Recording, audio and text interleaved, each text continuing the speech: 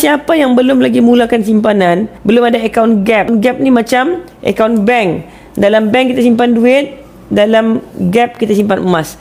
Macam ginilah. Tuan-puan nampak 84 ni. 84 ni macam 84 ringgit dalam akaun bank. Tapi dalam akaun Gap kita ni, 84 ni mewakili 84 gram. Berapa harga 84 gram hari ni? Jom kita kira. Wow, dekat 45,000. Siapa sangka saya punya simpanan dekat Gap ni sudah mencecah dekat 45,000. Saya tak rasa kaya pun tuan-puan. Rasa macam ada 84 ringgit saja. Tapi kalau 45,000 tu simpan dekat akaun bank, saya yakin tak sampai sebulan lah. Mungkin tinggal separuh, mungkin lebih.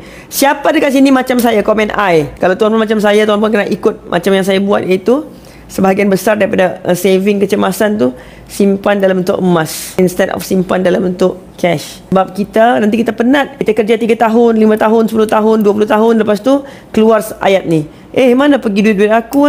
Ruginya dulu tak simpan. Baru sekarang dia cakap. Padahal sudah berapa tahun berlalu.